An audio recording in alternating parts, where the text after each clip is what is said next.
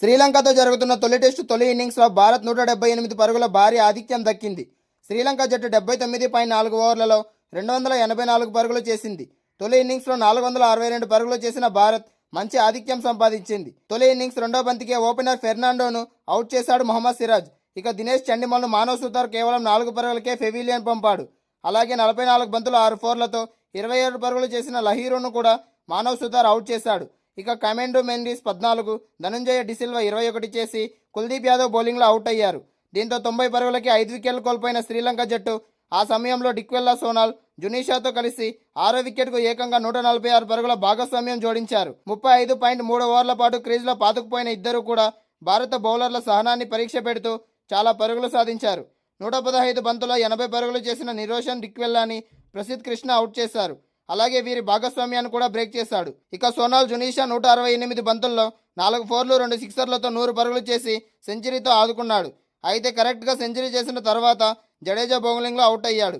మొత్తంగా భారత బౌలర్లలో మానవ్ సుతార్ 4 వికెట్లు తీయగా రవీంద్ర జడేజా 3 వికెట్లు తీశాడు. సిరాజ్, ప్రసిద్ధ్ కృష్ణ, కుల్దీప్ యాదవ్లకు తలా వికెట్ దక్కింది. శ్రీలంకతో జరుగుతున్న తొలి టెస్టులో భారత స్టార్ ఆల్రౌండర్ రవీంద్ర జడేజా చరిత్ర సృష్టించాడు. గాలే అంతర్జాతీయ మైదానంలో అద్భుతమైన మైలురాయిని చేరుకొని లెజెండరీ ఆటగాళ్ల సరసన నిలిచాడు.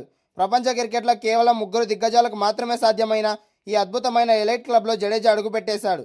దిగ్గజ ఆటగాడు కపిల్ దేవ్ తర్వాత ఈ ఘనత సాధించింది రవీంద్ర జడేజా మాత్రమే.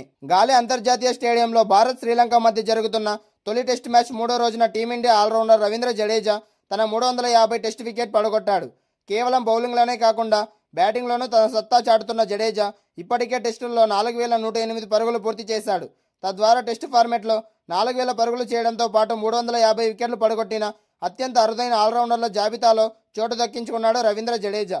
భారత్ తరపున ఇలాంటి అద్భుతమైన గణాంకాలు నమోదు చేసిన రెండవ ఆటగాడిగా ఈ లెఫ్ట్ హ్యాండ్ స్పిన్నర్ చరిత్ర పుటల్లోకి ఎక్కాడు. భారత క్రికెట్ చరిత్రలో అత్యుత్తమ ఫాస్ట్ బౌలింగ్ ఆల్రౌండర్ అనగానే సగటు అభిమానికి ముందుగా గుర్తొచ్చే పేరు కపిల్ దేవ్.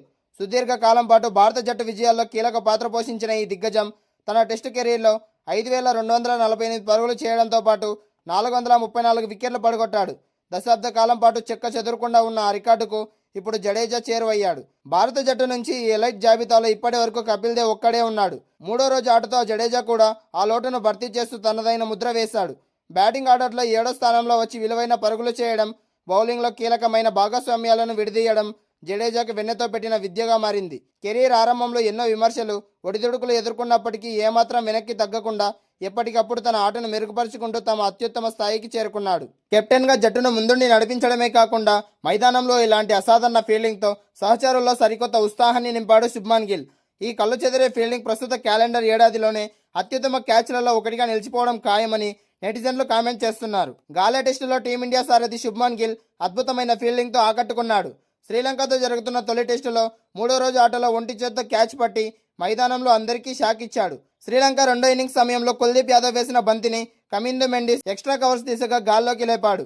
బంతి కాస్త దూరంలో వెళ్తుండడంతో అది ఖచ్చితంగా బౌండరీ వెళ్తుందని అందరూ అనుకున్నారు. కానీ అదే సమయంలో కవర్స్ వద్ద నిల్చున్న కెప్టెన్ శుభ్మన్ గిల్ మెరుపు వేగంతో ఎడమవైపుకు గాల్లోకి డైవ్ చేశాడు. ఒంటి చేత్తో ఆ బంతిని అద్భుతంగా ఒడిసిపట్టి ఆశ్చర్యపరిచాడు. గిల్ పట్టిన ఈ అద్భుతమైన క్యాచ్ను చూసిన బ్యాటర్ కమిందో మెండిస్ కూడా నమ్మలేకపోయాడు. ఈ క్యాచ్తో భారత సారథి సరికొత్త మైలురాయిని అందుకున్నాడు.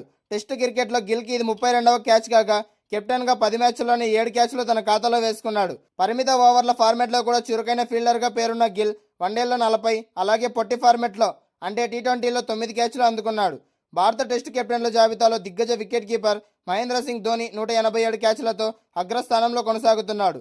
ఆ తర్వాత విరాట్ కోహ్లీ 71 క్యాచ్లు, ఆ తర్వాత మొహమ్మద్ అజారుద్దీన్ 50 క్యాచ్లు, ఆ తర్వాత సునీల్ గవాస్కర్ 45 క్యాచ్లు, సౌరవ్ గంగూలీ 37 క్యాచ్లతో తర్వాత స్థానంలో ఉన్నారు. గిల్ పట్టిన ఈ అద్భుతమైన క్యాచ్ను భారత వైపు తిప్పేసింది. అంతకుముందు నిషాన్ మధుష్క, లహీరు ఉదారా, దినేష్ చండిమల్ పెవిలియన్ చేరగా మెండిస్ నిష్క్రమణతో శ్రీలంక 59 పరుగులకే 4 వికెట్లు కోల్పోయి తీవ్ర ఒత్తిడిలో పడింది. భారత స్పిన్నర్లు లంక బ్యాటర్లను ముప్పతిప్పులు పెడుతుండడంతో మ్యాచ్పై పర్యాటక జట్టు పట్టు బిగించింది.